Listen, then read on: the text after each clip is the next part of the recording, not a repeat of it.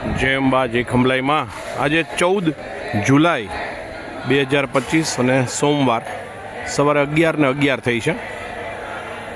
ત્રીજો પાઠ થઈ રહ્યો છે. આપણે જે તળાવ પ્રાગટ્ય સ્થાને 51 શક્તિપીઠના મંદિરો આપણી પાસે છે એમાં આપણે ત્યારે એ સમય પ્રમાણે આપણે લાકડા સીસમ લઈ આવેલા આપણે ઉમરપાડાથી વલસાડની ઉપર અને એમાંથી બનાવેલા, પણ 2014થી 2025 11 વર્ષમાં થોડુંક લાકડું તળાવ વચ્ચે છે. વરસાદમાં તડકામાં તપે. રૂર ભૈરવ દાદાને પ્રણામ. એટલે એ બધા જ જે વુડનના આપણા દરવાજા હતા સરસ હતા. કાચ પણ જે હવે બન્યા છે એ ઉત્તમોત્તમ છે. હવે જે બન્યા એ ઓલા ઉત્તમ હતા, આ ઉત્તમોત્તમ છે. દેખાડું. એક તો આખા માતાજી હવે દેખાવા માંડ્યા. આ ગઈકાલે જ લાગેલા છે. ટફન ગ્લાસ છે અને મા યશોરેશ્વરીમાં ઉપરનો કળશ અને માની ફ્રેમ, ટફન ગ્લાસ ખૂબ સરસ રીતે બની ગયા છે. આ કાર્ય પોતાના વ્યક્તિગત ચીવટ, નિપુણતા, અનુભવને આધારે નિલેશભાઈ રાવલ, પાટણ, સમર્પણ ગ્લાસીસ એમણે કરી આપ્યું. આપ સૌ એને ઓળખો જ છો. પણ ગઈકાલે મોડી રાત સુધી કરીને કમ્પ્લીટ કરીને ગયા. અને હવે બધા માતાજી આપણને ચોખ્ખા ચણાક ક્લિયર ભવાનીમાં જે લોકોએ 51 શક્તિપીઠના મંદિરોનું અનુદાન આપેલું છે, જે લોકોએ 51 શક્તિપીઠની મૂર્તિઓનું અનુદાન આપેલું છે, એ લોકો માટે ગૌરવની ક્ષણો. કેમ કે એવું સરસ લાગે છે. તમે જુઓ, તમને દેખાશે પાછળ રિફ્લેક્શનમાં આપણે દેખાતા હશું. માનું મંદિર દેખાય છે. તમે અહીંથી જોશો તો તમને પાછળ સામે એટલા બધા ક્લિયર ગ્લાસ છે. અપર્ણામાં પણ બધા જ માતાજી હવે ચોખ્ખા ચણાક. માને અંદરથી બધું ક્લિયર દેખાતું હશે. આપણને માના આખી મૂર્તિના દર્શન થાય. સરસ લાઇટિંગ પણ થઈ જશે ધીમે ધીમે. કલર કરાવી દીધો સરસ. નીચે અંદર ટાઇલ્સ મરાવી દીધી છે રેડ કલરની, બધું જ રેડ કલરનું. માનો રંગ પહેલાં હું તમને દેખાડું. કામાખ્યામાં જે છે એ એવડી મોટી મૂર્તિ છે કે દેખાતા નહોતા, હવે આખા દેખાય છે. જગદંબાની કૃપા. કાચ ખરાબ નહીં કરતા ભગત, કાચ ખરાબ ન થાય.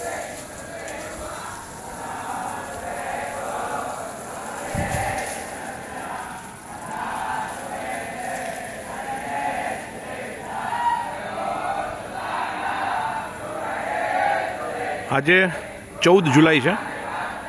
કાલે 15 જુલાઈ આપણે અડધો માઇલસ્ટોન પણ એક સરસ શબ્દ છે. એ આપણને એ નથી દેખાડતું કે આપણે કેટલા કિલોમીટર કાપ્યા. હંમેશા માટે માઇલસ્ટોન એના માટે રોડ ઉપર અચૂક ઊભો હોય છે.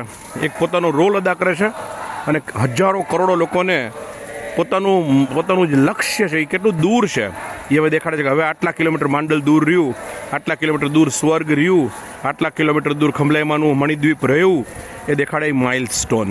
તો એમાં પણ માઇલ અને સ્ટોન એક સીમા ચિહ્ન બની રહેશે. અને માર્ગ ભૂલેલા પથિક જનને માર્ગ ચીંધવા ઊભો રહું. આ તો હમણાં જીપીએસ આવ્યું. હજારો વર્ષથી માઇલસ્ટોને પોતાનો રોલ અદા કરેલો છે.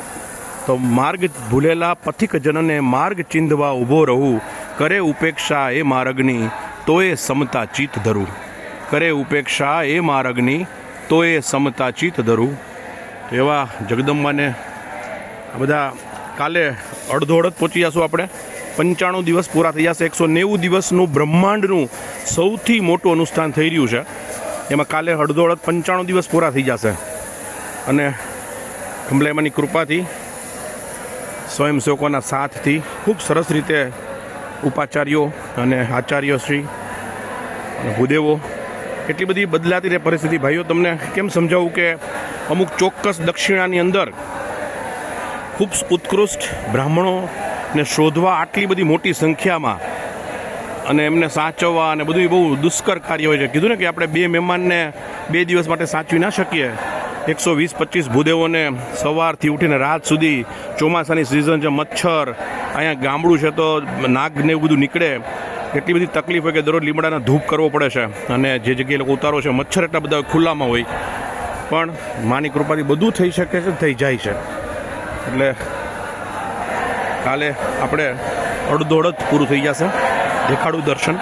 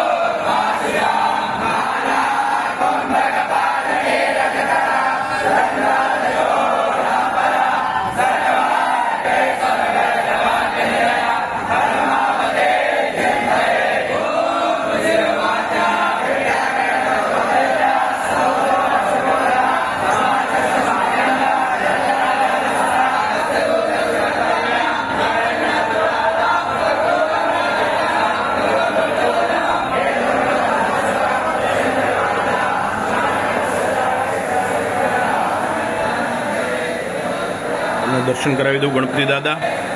હમણાં જ આની નીચે બેઠો હતો ને ક્યાંય સુધી જગદંબા આ બધા જે નવા ભૂદેવો આવે રાખે જાય રાખે બહુ બદલા બદલી ચાલે રાખે.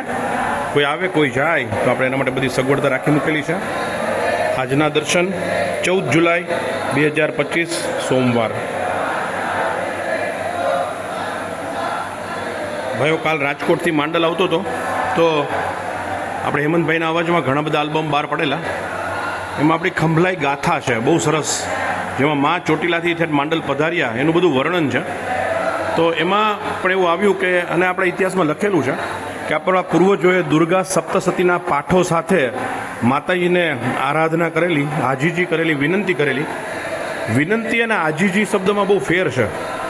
વિનંતીમાં મળે તો ઠીક છે, ન મળે તો કોમ્પ્રોમાઇઝ છે. મળે તો ઠીક છે, ન મળે તો કોમ્પ્રોમાઇઝ. It should. વિનંતીમાં શુડ છે અને આજીજીમાં મસ્ટ છે. આજીજીમાં એ પણ શબ્દ કેવા છે, શુડ અને મસ્ટ. શુડમાં કોમ્પ્રોમાઇઝ છે, મસ્ટમાં કોમ્પ્રોમાઇઝ નથી. નો ઓપ્શન્સ, ફિક્સ છે, જોઈએ જ છે માં. એ આજીજી છે. તો આપણા પૂર્વજોએ મા પાસે આજીજી કરેલી અને દુર્ગા સપ્તસતીના પાઠો સાથે માને કીધેલું કે જો માં તું હવે માંડલ નહીં પધાર તો અમે અમારું આત્મબલિદાન અહીં આપશું ચોટીલા. અને માં માગસર સુદ 14ના દિવસે સંવંત 1340 વિક્રમ સંવતના દિવસે આ જગ્યાએ પ્રગટ થયા. અહીંથી આપણા પરિવારના આપણે એનો ઇતિહાસ પણ શોધાવેલો છે. અને તમને હું એક રહસ્ય કહીશ. આપણે એક બારોટના પાસે આપણે આપણા પરિવારની કઈ એવી વ્યક્તિ હતી કે જેના ખભા ઉપર બેસીને જ્યારે મા તળાવ મંદિરેથી નીકળીને ગામ વચ્ચે આવ્યા, એ પણ માહિતી આપણે એકઠી કરી રહ્યા છીએ અને મા કરશે તો મળી જ જશે. બહુ નજીક છીએ. પણ ફરી એકવાર વિનંતી અને આજીજીમાં ફેર છે. Not should but must. આપણે જોઈએ જ છીએ માં કે મને આ જોઈએ છે. મા પાસે જો બાળક જીદ નહીં કરે તો એ બાળક કોની પાસે જીદ કરશે? જય અંબા, જય ખંભલાઈમાં, કેવડ તુજ કરુણા.